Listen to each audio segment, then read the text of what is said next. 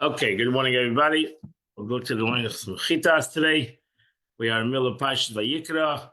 We are in chapter 1, in the book of Leviticus, chapter 1, verse number 14. If he's going to bring, if he's going to bring his sacrifice, not from an animal, from a cow or sheep, he's going to bring it from a bird. He should bring it either from a turtle dove or from a young pigeon. Now she says, min, when you say the word min, from, if not all fowl, not all birds are good. As it says, an unblemished male for the cattle, sheep, or goats, implying that the perfection of a male gender are required for the offering of an animal of amongst them, but there is no requirement, perfection of a male gender in the offering of a fowl. So you don't have to be so concerned by a fowl, by a bird, like you have to be concerned by an animal. I might think that even a bird missing a limb, that it might be brought. Therefore, the Torah says minoif, from the fowl, from a bird. Not all birds, and not all blemishes of a bird is good either. So if it has to be missing, if it's missing a limb, then it's not considered a complete bird. Toidim, Nash's Toidim, turtle doves is either older ones or not younger ones. Bnei Yona is young ones and not older ones. So you have Toidim, Bnei Yona, really the same kind of a bird, but one is an older one and one is a younger one. Mina Toidim, Mina Bnei Yona. Why does it say also the word min? The word here you have again from the turtle doves. Min excludes one of either species during the beginning of stage of their feathers turning yellow. A bird that is this stage is unsuitable as an offering because it's considered too old amongst the pigeons, and it might be considered too young amongst the turtle doves. The priest brings it to the altar. Malak is Reisha, and he partially nips off its head. And he burns it on the altar. And he puts the blood on the walls of the altar. So this is a very interesting way of shechita, of slaughtering an animal. Now she says, you may bring even a single fowl. The priest must nip it. That nipping of the head is not done through an implement, but directly by the kohen. The kohen had to have a long nail. He had to have a long nail on his hand, so that he'd be able to use his finger. He cuts the nape of the neck with his fingernail, cutting through the neck bone until he reaches the simanim. So usually the way you shecht an animal, even a bird, is you go through the front of the animal, the neck. He did it through the back of the neck, and he severed them. So he would use his knife would be his fingernail. Nimtza dami, and his blood must be made to exclude. The term nimtza is similar to min hapayim, squeezing out the wrath. Ki ofas hametz is another expression. Extorted wealth is no more, meaning he pressed the place of the slaughter against the wall of the altar so that the blood is squeezed out and flows down. The blood of a chicken is not like the blood doesn't have so much blood as the blood of an animal. Umalak, this is three expressions over here. Umalak, he nipped it, vehiked it, he burned it, venimtza, and he put the blood. Is it possible to say that after he burns, he can then extract those blood? Rather, the verse implies just as burning the head and the body are separate, so nipping off his head is also done in this way.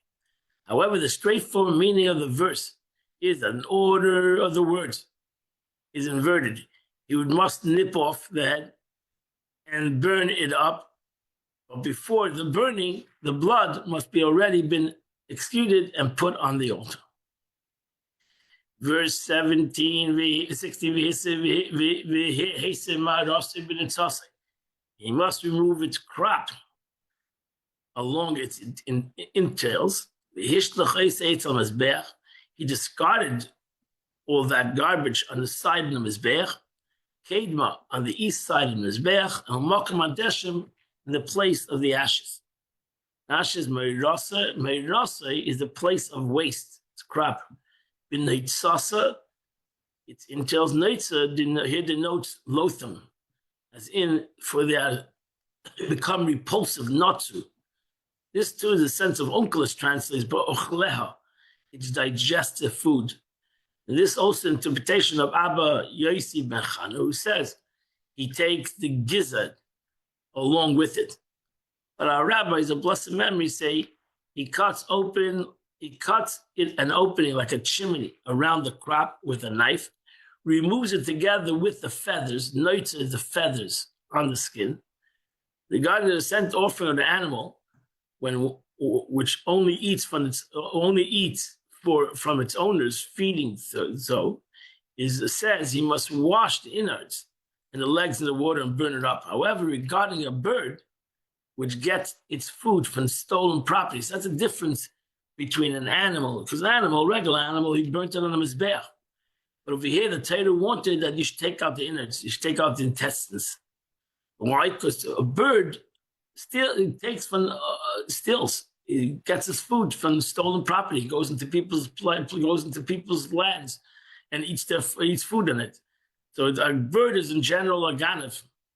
It says he must discard the intels that he's eaten stolen food. That's also she wrote down one of the reasons why you don't bring chicken, because chickens are ganavim.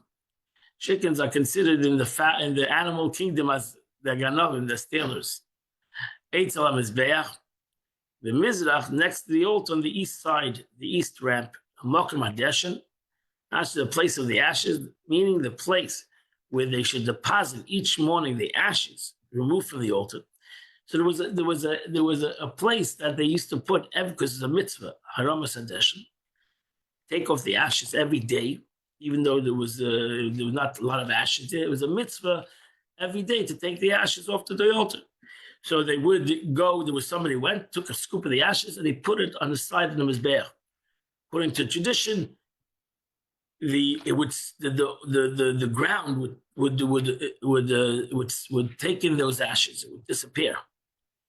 And he did that every day. There was also a mitzvah to take ashes when they got too many ashes on the altar, take it and to bury it outside the camp. So this was a mitzvah. So Yossi put it there in the altar from the camp. All of them were miraculously swallowed up on the spot. One of the miracles that happened in the base of Mikdash every day, that they used to put the ashes there, or sometimes you used to put a bird there, or the innards of a bird, and it would the earth would swallow it up. You come back, it was not there. Verse 17, she says, I said, and he must tear it open with its feathers. He's not allowed to separate the animal totally. And the kohen would then burn it on the altar, ala eitzim, on the fire, asher ala eish. Oilahu, we're talking about an oila, a burnt offering. This is called a pleasing offering to God. Again, you'll see that the Torah keeps on saying by karbanos reach nechayach, that it's a pleasing smell. Rashi always says the meaning is that nachas ruach, that I'm happy. Abish says I have a great nachas ruach, a great pleasure. Shamarti, I asked you to do something, but after the training you did it. Rashi says v'shisa, he tore it open. Shisa is tearing it apart. He used only when it's done by hand. Similarly, in the states regarding to Samson, he tore it apart for Yeshaseu. So when it says v'shisa, it means you don't do it with your utensil. He did it with his hands. The Knofov, Rashi says, with his feathers still attached, meaning that he does not need to pluck the feathers off its plumage.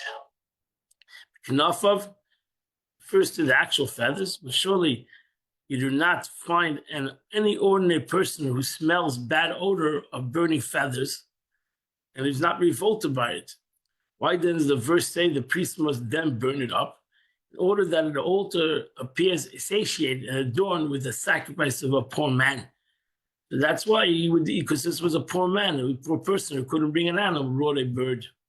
La Yavdil, does not break it completely into two pieces, but tears it open from its back. It says regarding the bird, a pleasant aroma. And it says regarding the animal, a pleasing aroma. Tell you that one who brings a larger offering and the one who brings a smaller offering are equally pleasing as long as that's directed his heart to heaven. And that's the most important thing, whether it's big or small. The main thing is that whether it's a poor man or a rich man, it doesn't make a difference as long as you did it l'shem shamayim. You did it for the sake of heaven. You did it because you wanted to bring a korban. Chapter 2, verse number 1. I did buy another book, but I don't have with me with some pictures to give you a little bit of a picture, so to say, of what the korbanos look like and what next thing mincha look like. So now we go into the korban mincha. Now, because we did an animal, we went to a bird, and now we're going to a mincha, which is a meal offering. Now, if after korban mincha, if a person brings a grain offering, soiless, he needs to bring it out a flour. He needs to bring it from flour. And now on this mincha, he pours upon it oil. And he puts upon it frankincense. Now she says the term nefesh is not mentioned regarding the other voluntary offerings, except a grain offering. Because who brought a grain offering was a real poor man, a man who couldn't even afford a bird, couldn't go and he couldn't afford a dove. So the Torah says over here nefesh. Who topically donates a grain offering? A poor man. The Holy One Blessed says, the Torah says, I regard him as if he brought his soul nefesh. The Torah says, person that mamish can't afford anything with some little flour shouldn't feel bad. Abish says, I know you're giving me your soul. You're giving me your true essence. Soilus yeh korbanai. He must offer me as being fine flour. One who says, I take it myself to bring a grain offering without specifying the type, brings a grain offering of fine flour. But it's the first type of grain offering that one has a fitful kaimitz separated with its raw fine flour. So a kaimitz was the mincha. The kohen had to take his fingers and do a kaimitz. He took a sample, so to say. He took a handful of flour. Since 5 types of grain offering are enumerated here, and all except for this one are already baked before the fitful is separated. So the different times that the kohen would take this handful. Over here, he took it from the flour itself. He didn't take it in yet. He didn't yet mix it. He didn't do anything with it. He just brought flour and oil and frankincense. And the kohen would take a fitful from that was the. It's called the grain offering of fine flour. So that's why over here it's called later on. It's called different kinds of names because it's already baked. It was baked different kinds of ways. Now she says silas, fine flour. The term silas, when you say the Torah always says silas, it denotes flour made from wheat. As it says, silas chitim. We have another expression in the Torah that says over there it says silas chitim. So whenever it says silas, it means chitim. A grain offering is never less than 1/10 of an ephah. As it says, 1/10 of an ephah of fine flour as a grain offering, meaning 1/10 of each grain offering. At the minimum, it had to be a 1/10 of an ephah. V'yatzar Hashem must pour over the oil, over all of it. And he placed frankincense upon it, part of it. He places a fitful of frankincense over one side of it. Because the levena was taken off, as Torah says, the levena was not brought up separately. It was brought up separately. What makes you say this? Because the rule is that an inclusive clause followed by another inclusive clause is always exclusive. So you have the riboy achariboy. 2 pluses make a negative. It's also in Torah law the 2 pluses. Inclusive, and inclusive means that it's excluding something. Another explanation is from the difference the oil is poured or all of it because it's mixed with it all. Its fistful is taken together with it. As it says, the fine flour and the oil, where the frankincense is put only on part of it because it's not mixed with it, nor is it in the fistful taken with it. As it says, apart from its frankincense, meaning after he has taken his fistful of flour and oil, he gathered all the frankincense that's upon it and he burns it along with the fistful. So the frankincense was then ultimately taken away from this mincha.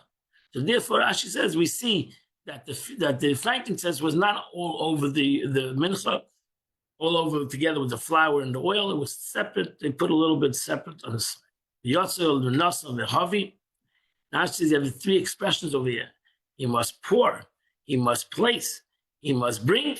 This teaches us the pouring, the mixing can be done by a non-priest. It doesn't have to be done by a kohen. There's certain things, certain avodas, like the shechit of the animal also, certain avodas certain services doesn't have to be done by the kohen. The kohen doesn't have to shech the animal. A regular Jew can shech the animal. The kohen has to, from the gathering of the blood, for example, the kohen has to do. So too over here. Once the taking the kmitza, now everything has to be done by the kohen. Verse number 2. The Hevi, as Rashi will say in a minute. So that's what he must bring. The Aaron and Kahana has to bring the mincha. The kamatz mishamalei comes, and he must scoop from there fitful salta mishamna from its flour and from its oil. Al kolavenas, apart from its frankincense. Hiktera koines a kaskaros on his becha, and then the kohen burns what is fitful he had took in his fingers. It's again an offering, a pleasing offering to God. Now she says, as Rashi said before, from the scooping of the fitful and onwards was the kohen mitzvah skuna. Then, if Yisrael did that, it was not considered a good offering. But from then on, the kohen needed to do that. The kamatz misham. From there, the priest must scoop, meaning even for the place where the non-priest have brought is standing, this teaches us that the taking of the fitful is valid anywhere in the courtyard, even in the 11 cubits from where the regular Jew was. So the mincha is allowed to be brought anywhere in the Beis HaMikdash. Malay Kamtsei, his fitful, I might think that it means that it was that the full to overflowing, it bursts forth from the fist and it comes out of every side. If a Torah states elsewhere, he must fill it from its fist, only which is in his fistful is valid. However, if it would say bekumsei, I might think that even an incomplete fitful is valid. Therefore, the Torah says malay kumsei. So this was not an easy avodah. This the Hanan had to practice how to do this. How then? His fistful taken. He closes his middle 3 fingers. He would take his 3 fingers. He would take of the palm of his hand, and thus that's how he would take his 3 fingers, take it, whatever was in his 3 fingers. He used to clean it off. He cleaned off the rest. That was kumtsei. Even hurts my fingers doing that. Took his 3 fingers, and he would take whatever and make sure that nothing was outside, and that was his kumtsei. It's not that much. I also had a big hand. Al kol alavena, Rashi says, means apart from the frankincense. His fistful should be full just with flour and oil. Levenus of Hikter, the priest must burn up the frankincense. So he took a fistful of flour and oil, then took the frankincense off, and he brought to the Mizbeach that fistful. So Malay Kumtza Shamna is fistful of fine flour and oil, but if he took a fistful and grain or salt or particles of frankincense that came with his hand, with the flour, it's invalid. He had to make sure that what only thing that got into his fist was only the flour and the oil. Askarasa. What means askarasa? A memorial portion, the fistful that is offered to God on high serves as a commemorative part of the grain offering. For thereby its owner are remembered for good as a giving sanctification to God. So that was it. That was the fistful. That was the whole carbon. That was the whole carbon. Verse number 3. Vaneseres min ha-mincha. And the remainder of this grain offering, the mincha, the meal offering, was la'aron u'levanov. Was given to Aaron and his sons. Kodesh Kadoshim. This mincha was an oila, was a minchas oila. It was totally holy me'ishi Hashem. Now she says, Aaron and Levanov. What does that say to Aaron and his sons? He could have said to the Kehanim. So that's what teaches us. The Kohen Gadol takes a portion first. The difference in every aspect, the Kohen Gadol had first dibs. Not only did the Kohen Gadol had first dibs on all this, he can take as much as he wants. In general, they would split the mincha, and each Kohen got his part. But the Kohen Gadol can take whatever he wants without the vision of the grain offering. And the ordinary priest, the rest of the Kehanim, had to divide it. So they were divided equally. But the Kohen Gadol, he took whatever he wanted. If he wanted the whole mincha, he walked away with the whole mincha. That's why the Torah says, Aaron HaKohen, the Kohen Gadol, he had the first rights to this Kohen, this carbon. Kodesh Kadoshim, it's Holy of Holies. In general, when it says it's Holy of Holies, it means it was not allowed to take it out of the Beis HaMikdash. They were not allowed to, they had to eat in the Beis HaMikdash. Certain karbanos, the Kohen also couldn't only eat in the Beis HaMikdash. They couldn't take it home with them. Certain, along they lived in Yerushalayim, certain karbanos that the Kohen brought, and he had part of the carbon, he could take it home. He'd have food in his first family, part of the carbon, but certain Kodesh Kadoshim, any foods that were holy and holy of holies, they weren't allowed to take it out of the Beis HaMikdash. And they only ate it in the Beis HaMikdash. Ish Hashem, says means they only have a portion in it after the placing on the fire. They couldn't eat the mincha before it was brought on the Mizbeach. The Ish Hashem. It has to be the leftovers. It has to bring the kar, he has to bring the mincha on the Mizbeach. If they brought it on the Mizbeach, now the Kehana can come and take a part of it. Verse number 4. You bring a grain offering baked in an oven. So now we're going into the mincha that was baked. Just mention the mincha that was given as flour and oil.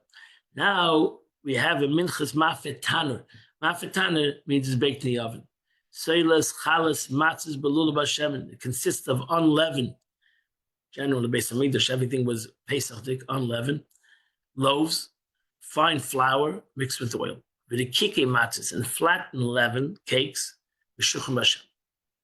Now she says, this refers to a case when someone said, I take myself to bring grain offering baked in an oven.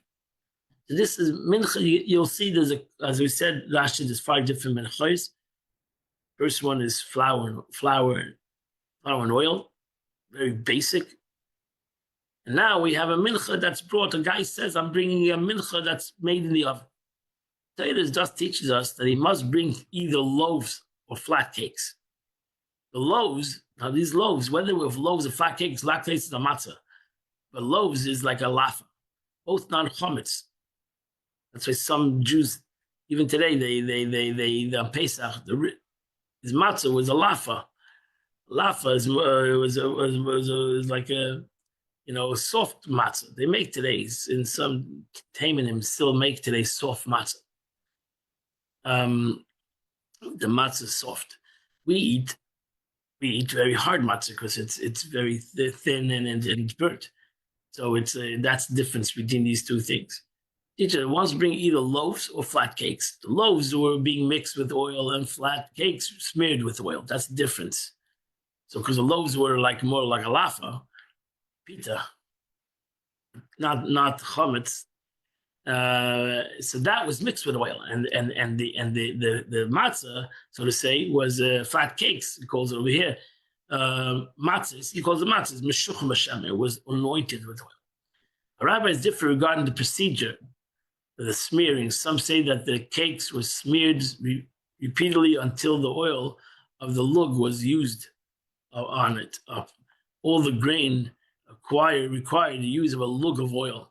Other rabbis hold that they were smeared in the form of a Greek chaf, and the remaining oil was consumed separately by the Kohanim. Why does the Torah say bashemen with oil twice? To indicate that the second and third grade of oil extracted from the olive was valid. You don't have to have like the mizbeh, like the menorah had to have the zoch, first press of oil. The mincha could have had the second grain and third grain of oil. It didn't have to have the pure oil. Well, the first grade of oil is required for the menorah, as it says zoch, clear. We also learn in the Menachos regarding all grain offerings that are baked before the fitful is taken, the fitful being taken by the breaking of the loaves into pieces, are all brought 10 loaves. So we learned that it has to be brought 10 loaves. The Gemara learns that each mincha over here was brought in 10 loaves. All are brought as 10 loaves, as described as flat cakes are brought in 10 flat matzahs. So if a person brought a mincha matzahs, he brought 10 of them. Now the Torah says a different kind of mincha. In mincha ala machbas kabanech, if a grain offering of a frying pan, then I have a mincha of a machbas. Not that he didn't bake it in an oven, he baked it on a frying pan. Saylas belulu b'Hashem, it still needs to be made out of oil, out of flour mixed with oil. Matzah tia, it has to be again unleavened. Rashi says, if he says, I take upon myself to bring a pan fire fried grain offering. The machvas is a vessel that was used in the temple, in which this particular grain offering was baked over fire in oil. The vessel was not deep but shallow, and thus the grain offering was very crisp. For since it was flat, the fire burning the oil before it came softened the dough. All grain offering were then fried, required 3 placings of oil, pouring it into it after the dough was mixed, mixing it into the dough, and then placing the oil into the empty vessel before the preparation. So you had different times this oil was always involved in the baking of these matzahs. Fine flour mixed with oil, Rashi says, this teaches us that he mixes the oil while it's still flour before the baking. Verse number 6, Pasuach Eisei Pitim. After with these matzahs, you have to then break it into pieces. Yitzak ala shemen, and then pour oil over it after the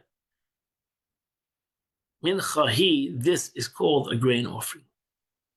Now it says, Pasuach Eisei Pitim, break it into pieces.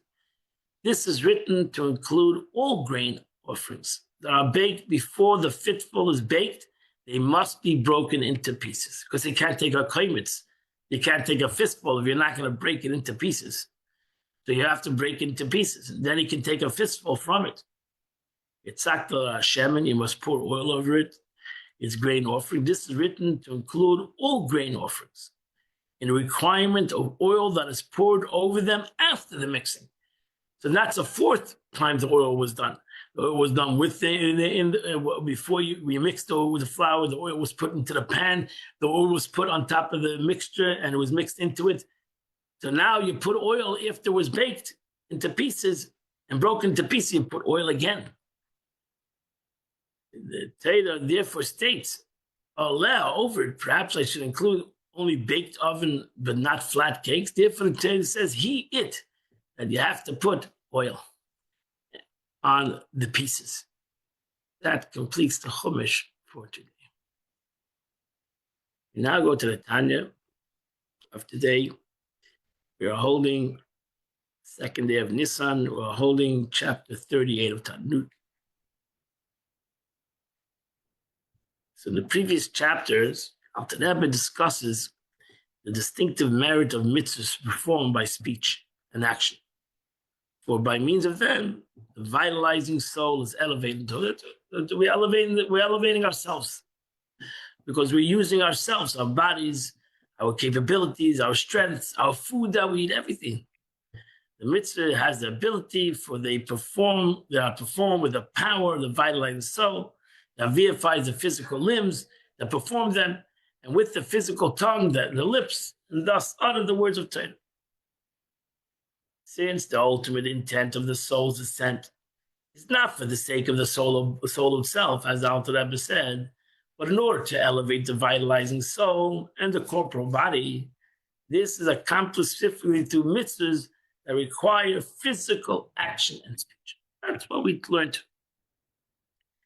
And now the Alter Rebbe continues.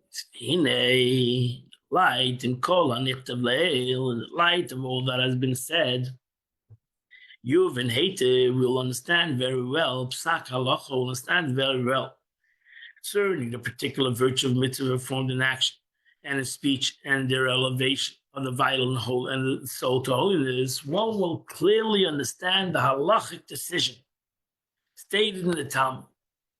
This is where we see that to understand Torah, you have to use all aspects of Torah. You have to use all concepts. You have to even come on to Seder Torah. You have to come on to Chassidus to understand a halach well, because everything in Torah gives to Torah. Halacha is the wisdom and the will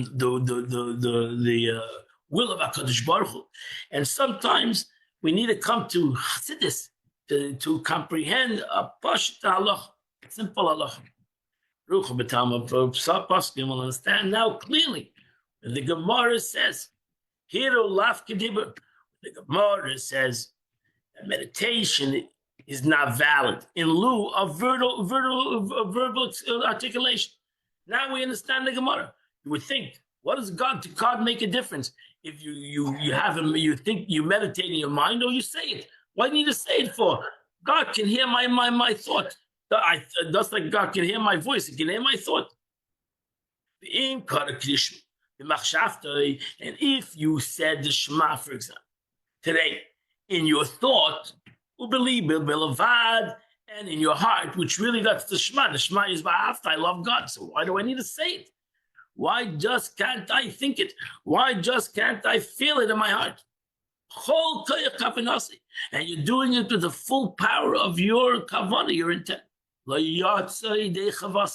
You did not fulfill your obligation.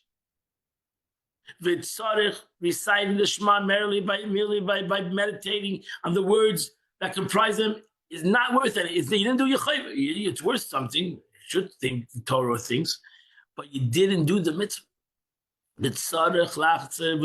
You have to go back and you have to read it again. You have to say the Shema with your mouth. And so too, blessings after meals. Especially things that are deiraisa. Shema is a deiraisa. It's a Torah obligation to say the Shema twice a day. It's a Torah obligation, v'achalta, v'savata, uveirachta. It's a Torah obligation to say a bracha, birchat hamazon, to thank God after you eat. When you make a bracha before you eat, that's the rabbanan, that's a rabbinical obligation. The Torah obligation is to bench grace after meals. So that's sure. Right? Although the Torah does not state with regard to the blessing after the meals that it does, as it does to Shema, you shall speak these words. One cannot fulfill the duty by just thinking. You have to say the bracha.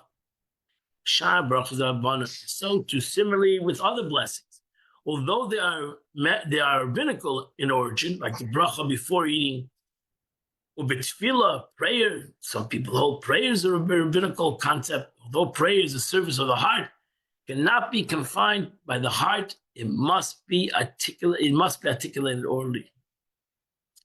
The Rebbe comments on this halacha poses no instinct difficulty, since one can no merely more ask why God stipulated that a particular thought, Shema, prayer, and the like, must be verbalized. Then one can ask why mitzvahs was ordained at all.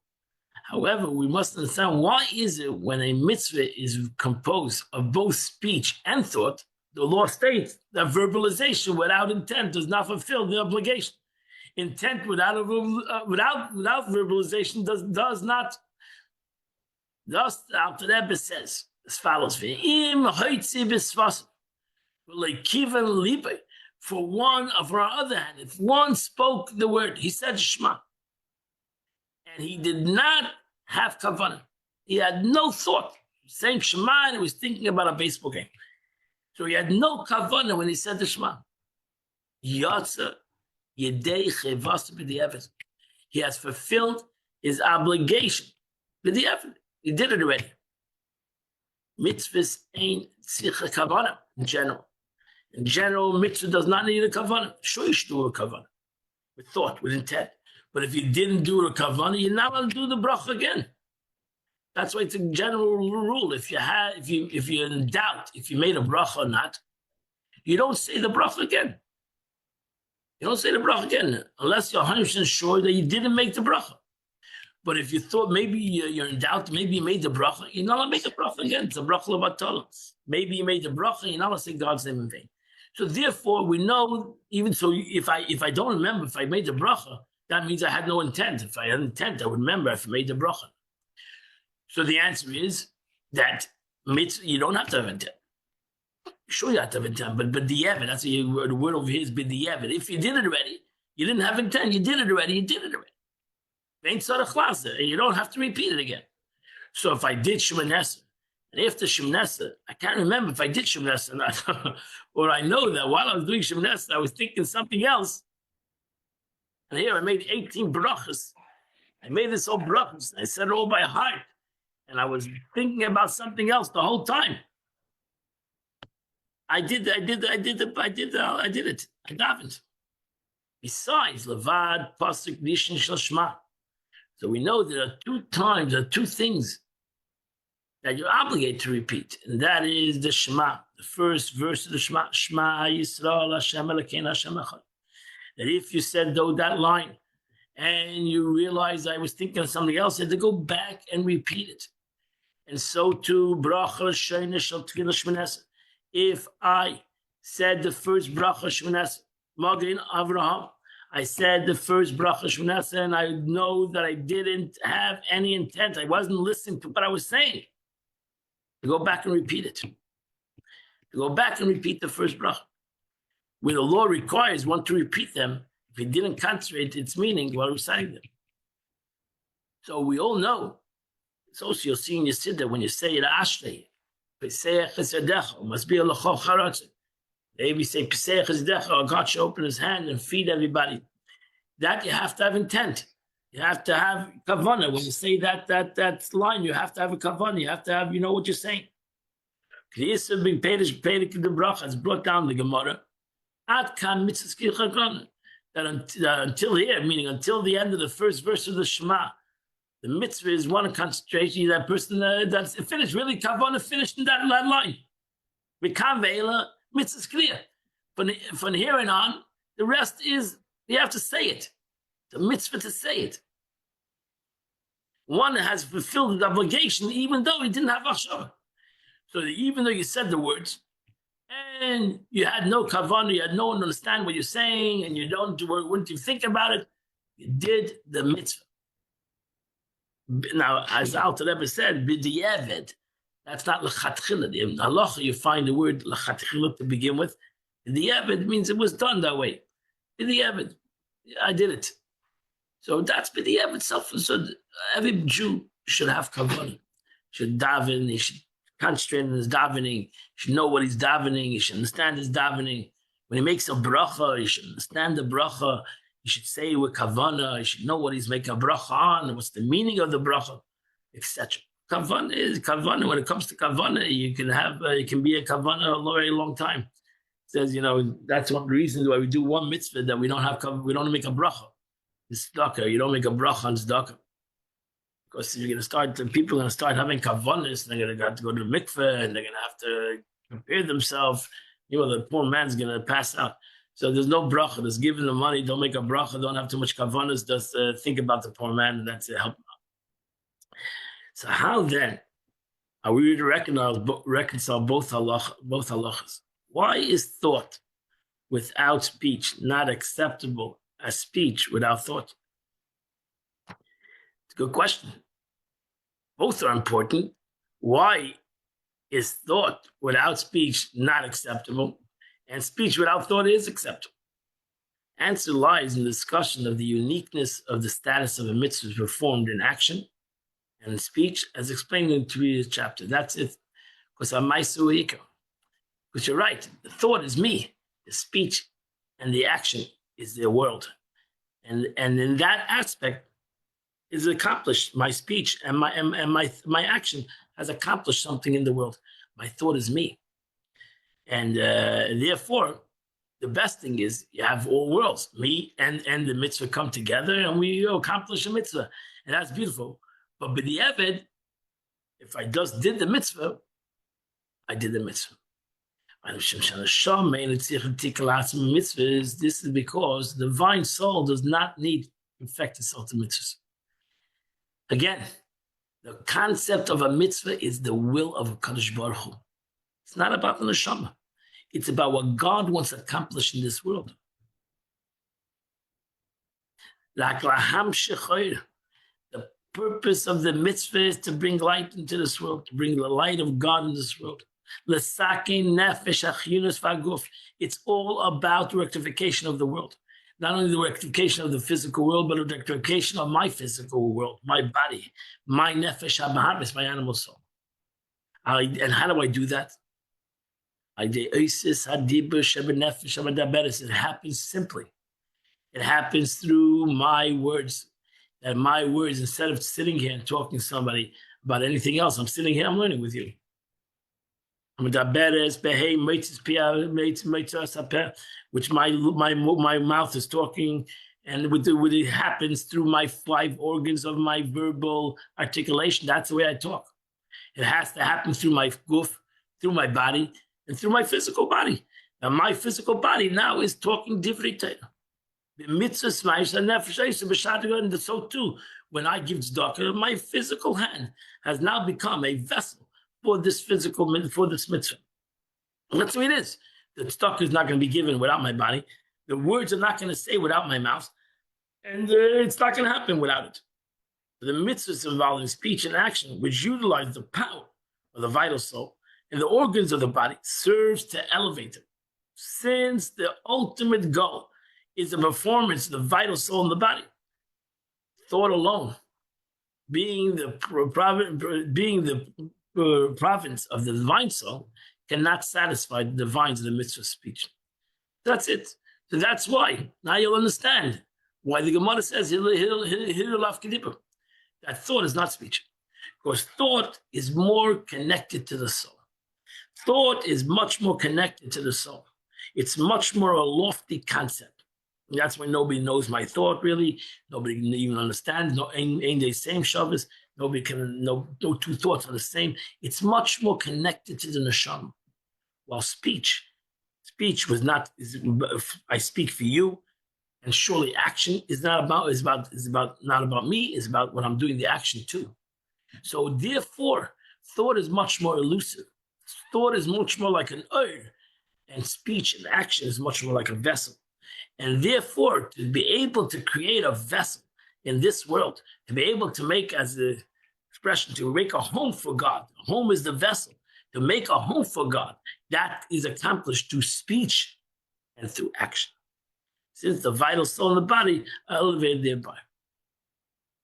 So, from the beginning of chapter 35 until here, the Alter Rebbe has expounded the face to do, conclusion of the verse. For the matters observing the Torah mitzvahs is very near to you, in your heart, in your mouth, in your heart to do.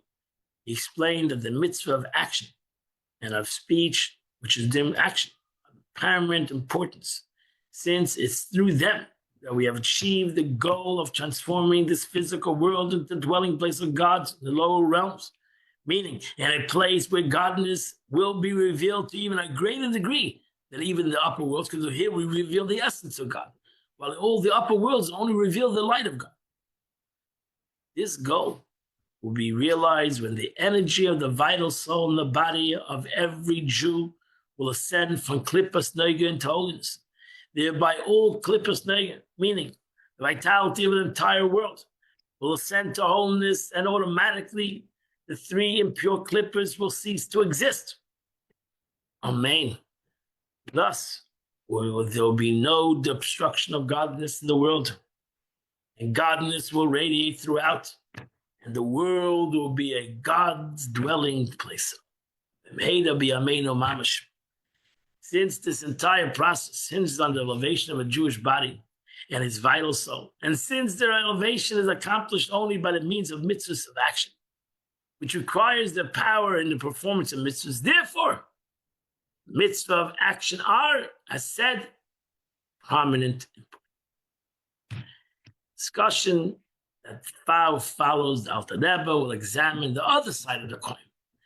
Because right away, people can say, okay, who needs kavanah? Let's forget about kavanah. Let's go and let's just be low robots. The Alter Rebbe is not happy with that either. And the Alter Rebbe wants everything. As we know, Alter Rebbe was emes. Emes wants everything. Not only about the world, but about yourself. So you cannot forget about even though you're working with the world and you're accomplishing the world and you're nefesh habahamis, you got to think about yourself too. You got to think about yourself. And that's where you come back to kavanah. That's when kavanah comes back. You need to think about yourself. That's it. That's what people sometimes hard to do both. Think about others and think about themselves. So the Alter Rebbe comes back, comes to the other side, explains the importance of kavanah, devout concentration, intention in the performance of mitzvahs. It's also important. Don't just go, forget, say kavanah is not important, thought's not important, it's all about the action, it's all about the speech. Who cares about thought? Who cares about self? As used in the context, kavanah refers to the motivating intention that is by perform the mitzvahs.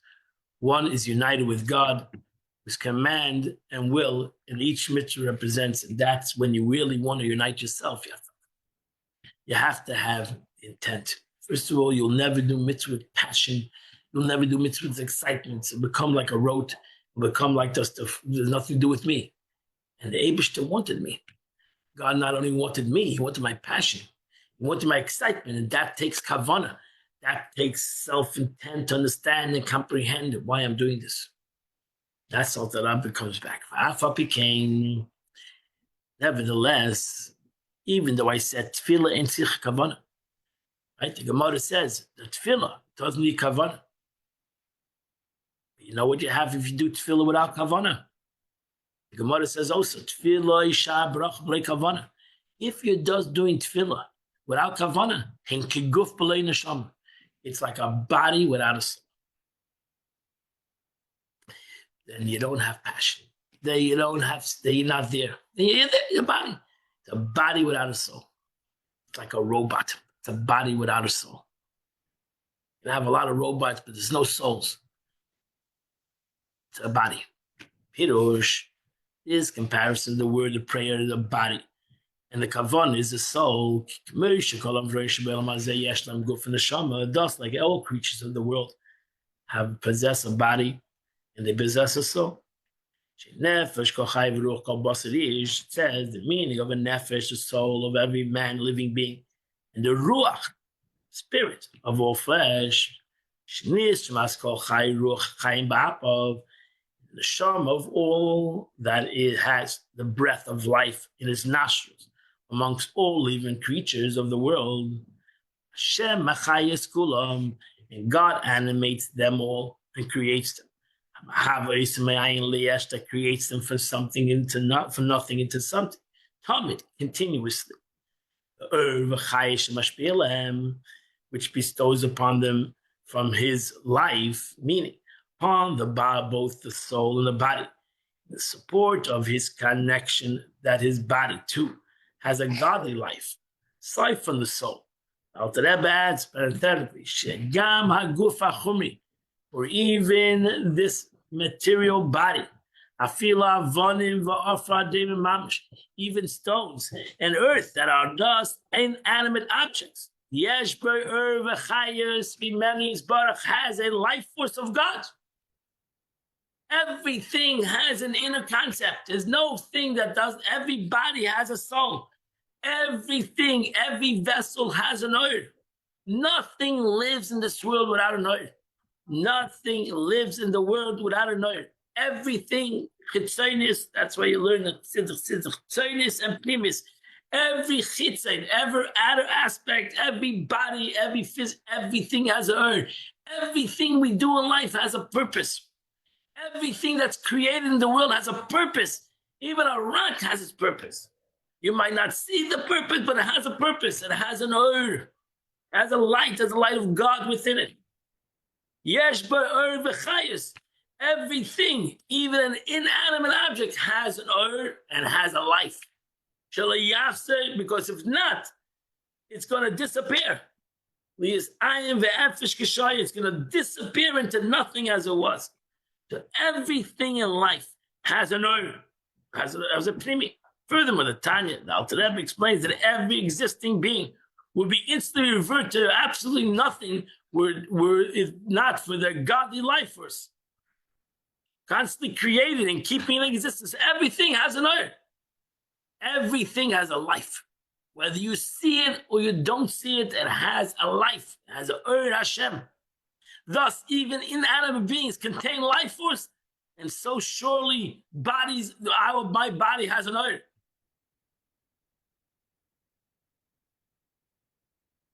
The Rebbe now concludes the sentence begun earlier. Just as all creatures in this world possess a body and soul, there is nevertheless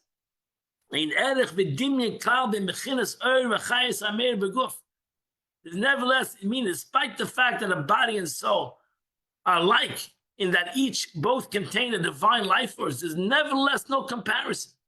There's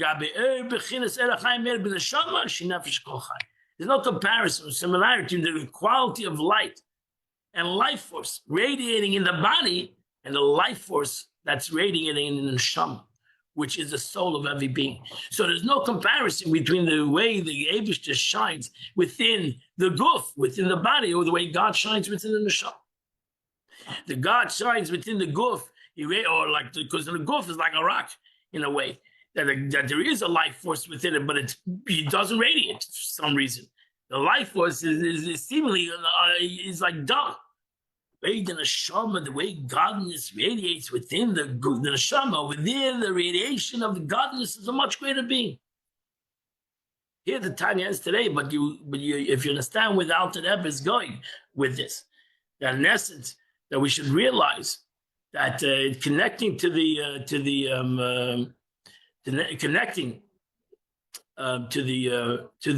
neshama, that's the kavanah, connecting to the thought of the neshama. It's going to be a total different connection than the connecting only to the guf, the connecting to the kavanah, to working to our soul. That when we can connect to that's the kavanah, gives us the capability, as we explained before, that kavanah, when it comes to thought, speech, and action, the kavanah is most closest to the neshama. And the kavanah is most close to the neshama. The speech and the action is closer to the body. So therefore, concerning the body, I need to have speech and action. But if I want to connect to the Oid HaNeshama, if I want to connect to the Pnimi, I want to connect to the whole, the life force of this body and speech, that I have to have kavanah. I got to go to kavanah. I got to go to thought. I got to work on my thought, the way I think. The more I can rectify my thought, the more I have kavanah in what I say and what I do, I bring the revelation of my neshama. This is the revelation of God into my being. But we'll continue in Mitzvah tomorrow. Be'ezrat Hashem, we'll continue this thought, beautiful thought of the Alter Rebbe. And that's the beauty of Chassidus, that everything is important, whether it's action, speech, or thought. Cannot just walk away from one over the other, right? Because mitzvahs, if you have all thought, you don't do the mitzvah, you didn't do the mitzvah. But if you had the mitzvah and you didn't have the thought, then you did the mitzvah, but you weren't part of the mitzvah in a way. Godly soul wasn't part of your nefesh abamis, maybe was, but you're not your godly soul, and therefore we need to have cover. Okay, we will continue this Today is the second day of the month, which is chapter 10 through chapter 17. Chapter 10 through chapter 17, you do the chitas of the day. The Rebbe writes in the Yom Yom of today, the Rebbe writes as follows. First of all, today, Beis Nissen, is the yahrzeit Frierdiker Rebbe, the Rebbe Rashab, the yahrzeit of the Rebbe Frierdiker Rebbe's father, Shom de Ber, fifth Lubavitcher Rebbe, passed away on Shabbos. Beis Nissen that year was 1920, in Rostov, and Russia, and he's buried there. His first mimer, the Rebbe Rashab, delivered after passing of his father, the Rebbe Marash, was the second day of Chol Hamoed Sukkot in 1882, beginning with Keter Yitin Lecha, etc. The last public mimer in his lifetime was delivered on Purim in the year 5680, which is 1920, beginning with Reishis Goyim Amolik and Kate Samlach. The Rebbe Rashab would say he had the Hamshechem, as we know. He would say a mimer a whole year. Very deep Maimorim, the Maimorim of the Rebbe Rashab. You should learn the Rebbe Rashab Maimorim. Sure, be blessed with a happy and healthy and wonderful Chodesh and a Mid Shem. We'll see you all tomorrow, 8 o'clock. We'll continue to learn the chitas of the day. Wish you all a wonderful day. God bless you all.